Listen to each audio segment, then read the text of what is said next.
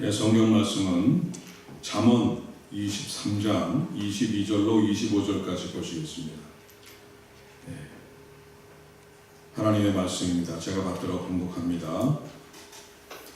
너를 낳은 아비에게 청종하고 내 늙은 어미를 경히 여기지 말지니라. 진리를 사되 팔지는 말며 지혜와 훈계와 명철도 그리할지니라. 의인의 아비는 크게 즐거울 것이요 지혜로운 자식을 낳은 자는 그로 말미암아 즐거울 것이니라. 내 부모를 즐겁게 하며 너를 낳은 어미를 기쁘게 하라. 아멘.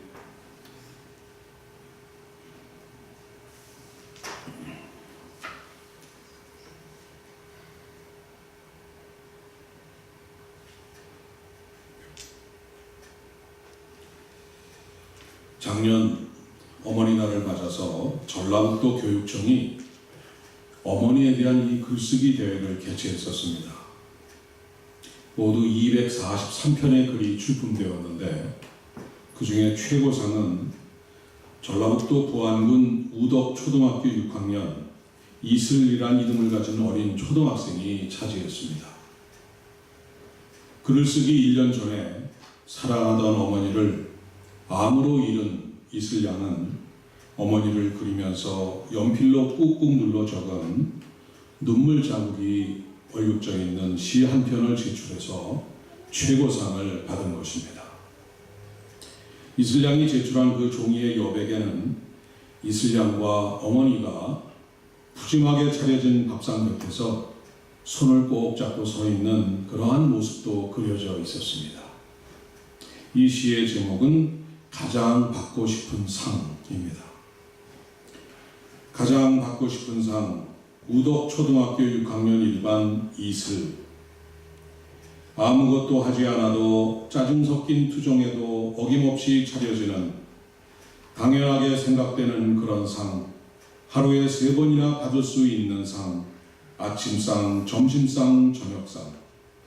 받아도 감사하다는 말 한마디 안 해도 되는 그런 상.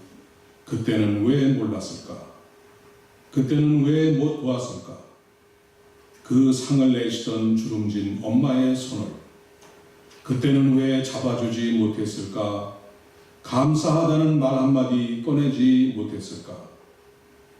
그동안 숨겨놨던 말, 이제는 받지 못할 상 앞에 앉아 홀로 되뇌어 봅니다. 엄마 사랑해요. 엄마 고마웠어요. 엄마 편히 쉬세요.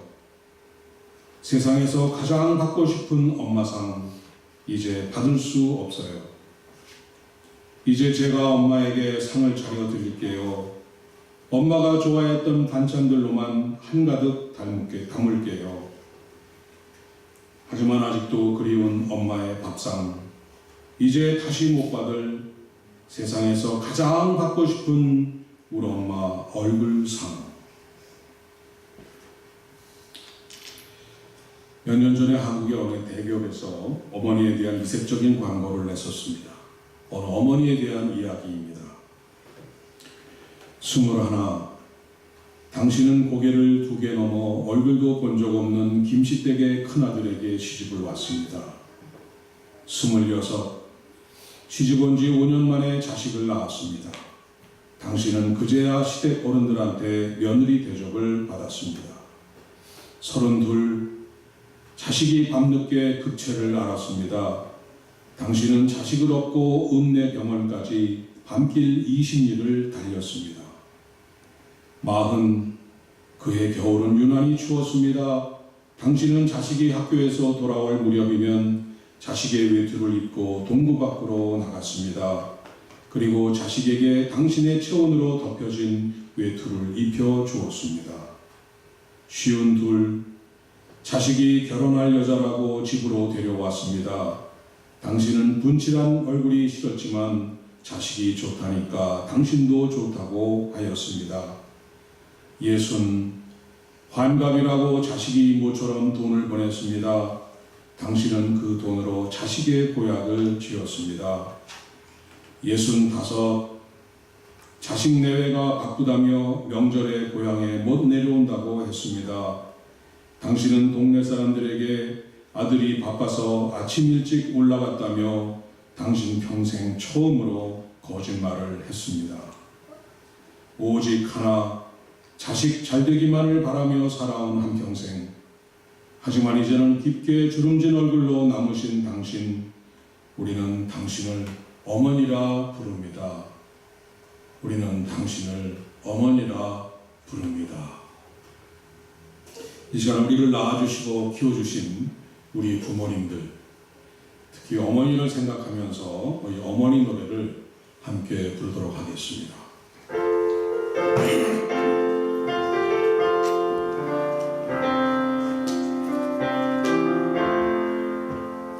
나 실제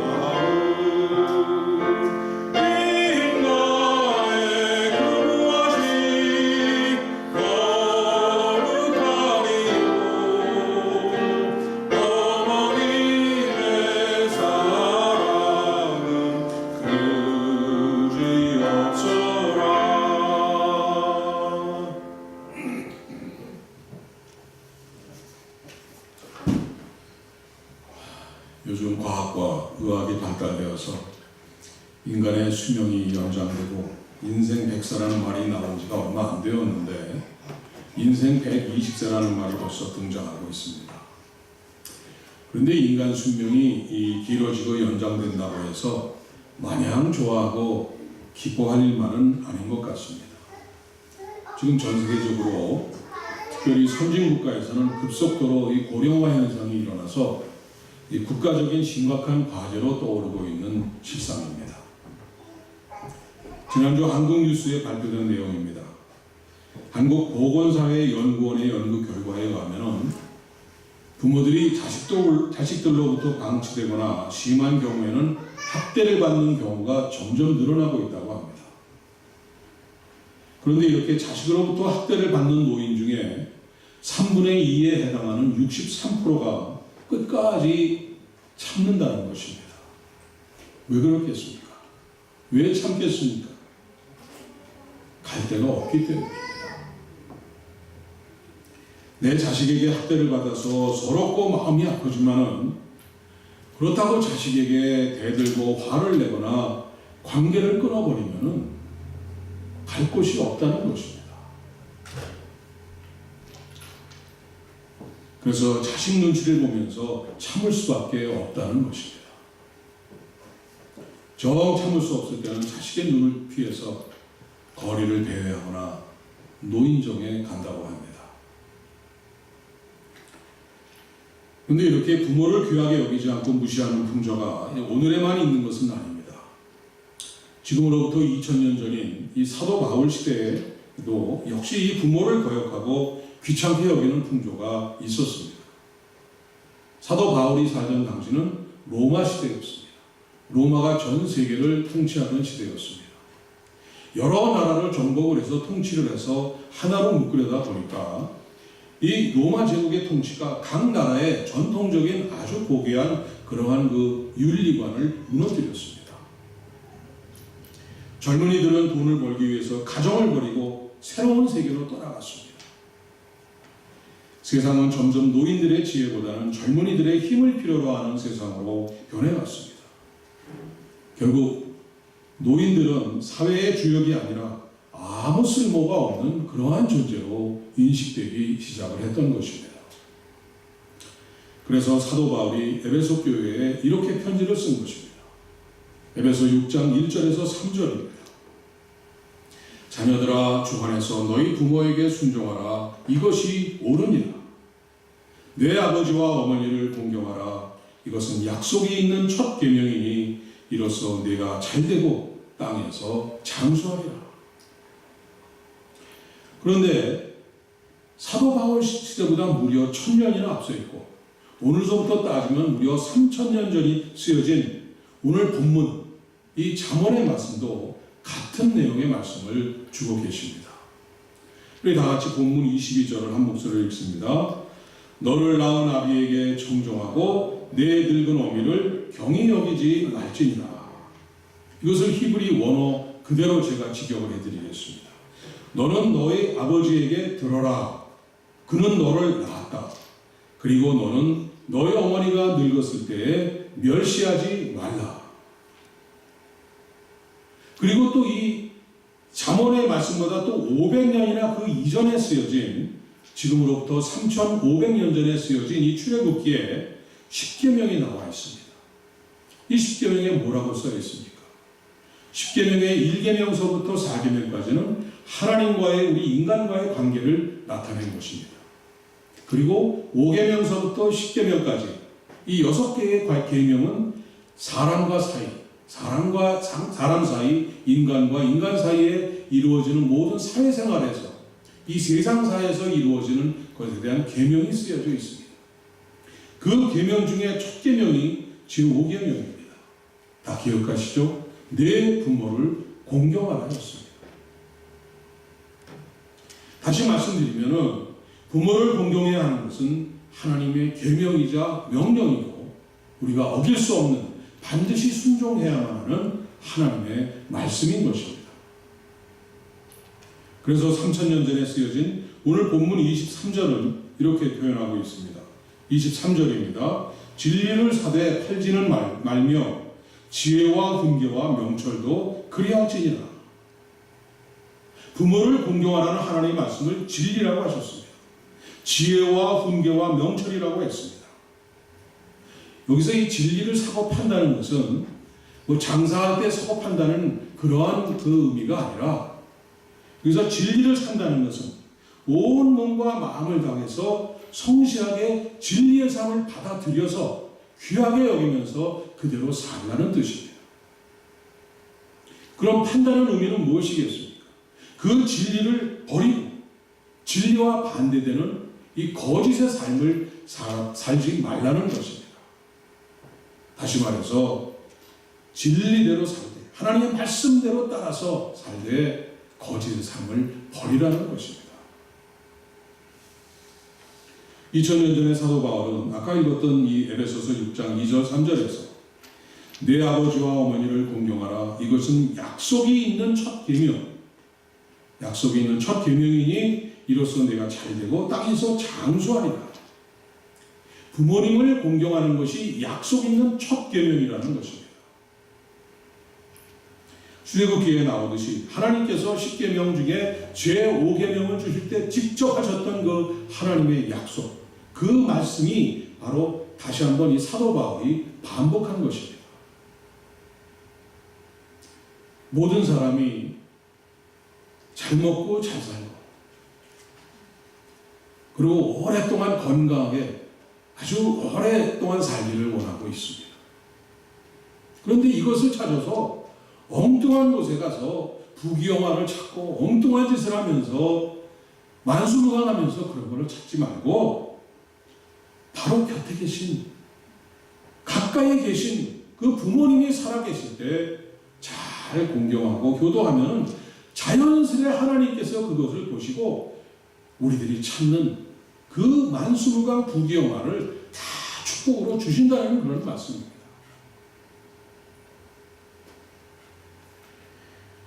제가 작년 말에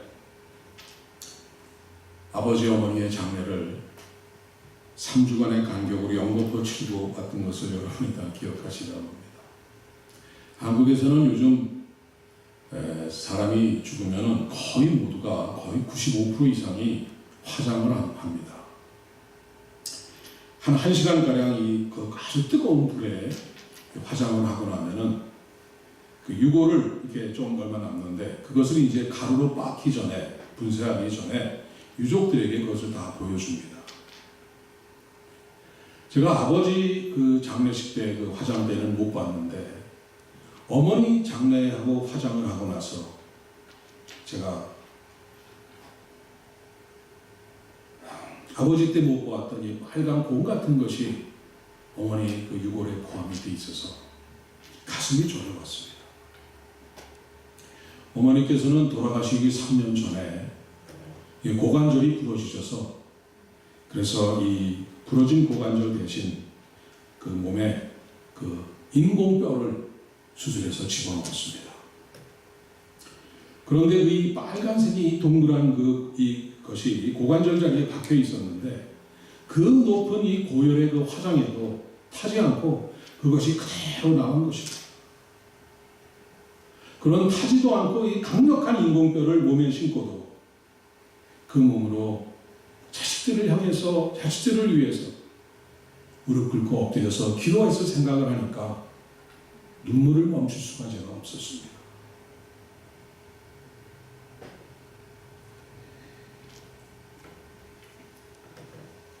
이 가수 이미자 씨가 부른 여로, 여자의 길이란 이 노래를 잘 아실 겁니다.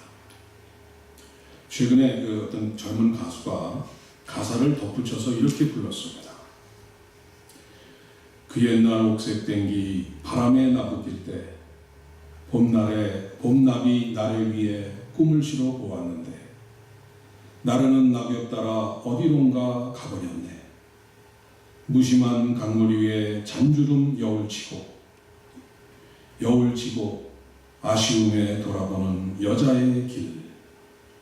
언젠가 오랜 옛날 볼움을 예뻤을 때 뛰는 가슴 사랑으로 부푼 적도 있었는데 흐르는 세월 따라 어디론가 사라졌네.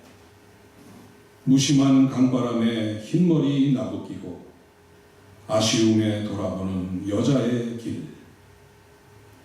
꽃 피우던 그 세월을 그렇게 사셨구나. 아쉬움도 뒤로하고 나를 꽃 피우시고 그렇게 사셨구나.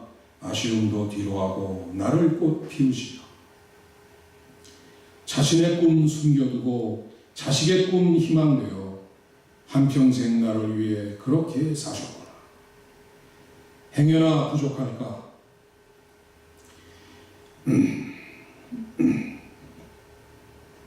넘치도록 다 죽어도 해준 것 하나 없다.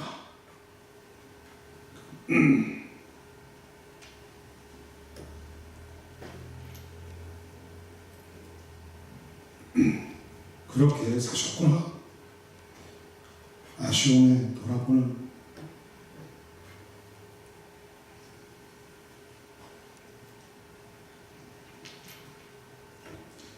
여자의 길.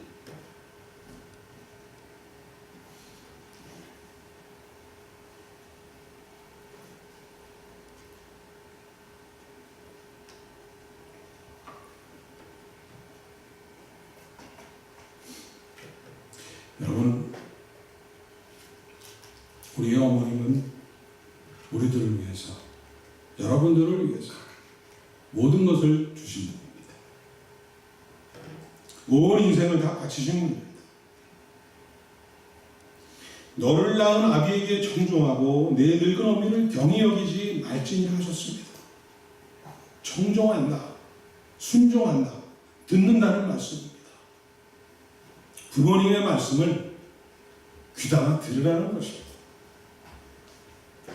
부모님들이 하시는 말씀을 잘 듣고 무엇을 원하시는가를 잘 알아야 한다는 것입니다. 늙으신 어머니를 늙으셨다고, 말귀를 못 알아듣는다고, 치매에 걸리셨다고 귀찮게 여기면 안 된다는 것입니다.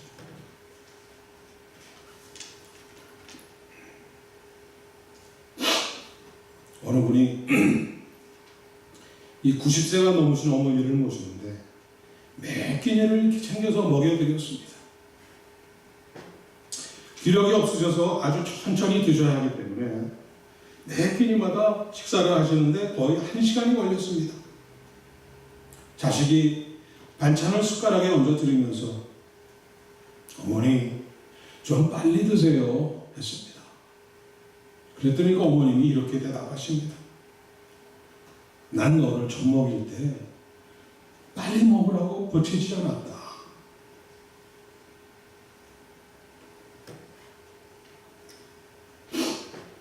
기독교 가정사역연구소 송기론 목사가 부모에게 하지 않으면 안 되는 10가지, 부모님에게 꼭 해드려야 하는 10가지를 이렇게 나열했습니다.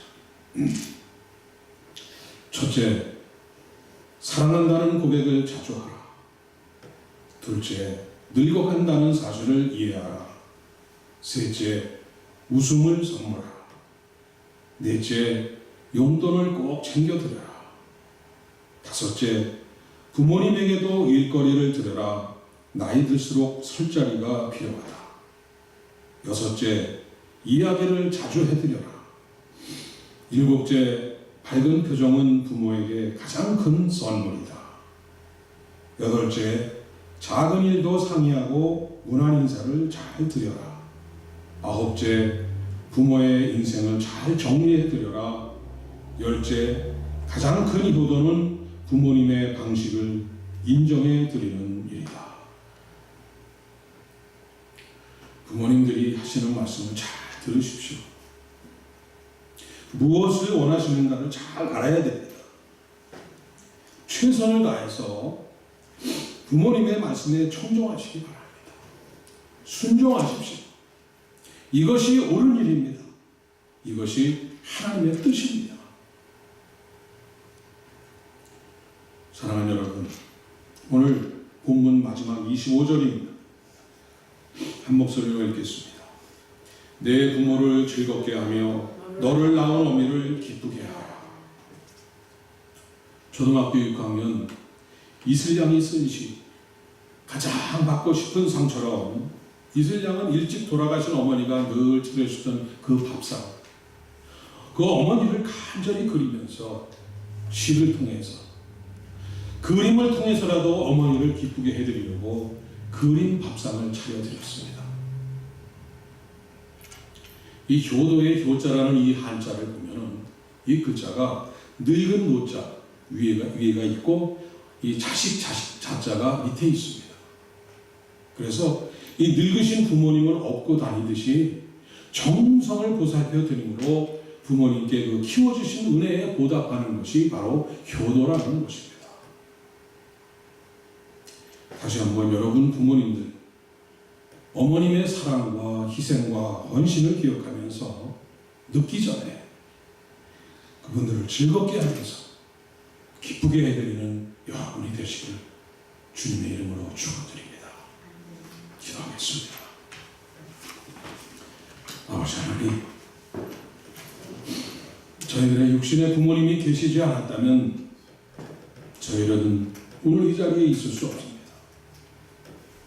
저희들에게 귀한 부모님을 주셔서 오늘 이 자리에 예배드리게 하심을 진심으로 감사드립니다. 오늘 주신 말씀대로 부모님을 공경하여 잘 청종하고 부모님을 즐겁게 하며 낳아주신 어미를 기쁘게 해드려서 하나님께서 약속하신 귀한 복을 풍성하게 누리며 사는 우리 모두가 되도록 인도하여 주옵소서. 예수님의 이름으로 기도드립니다.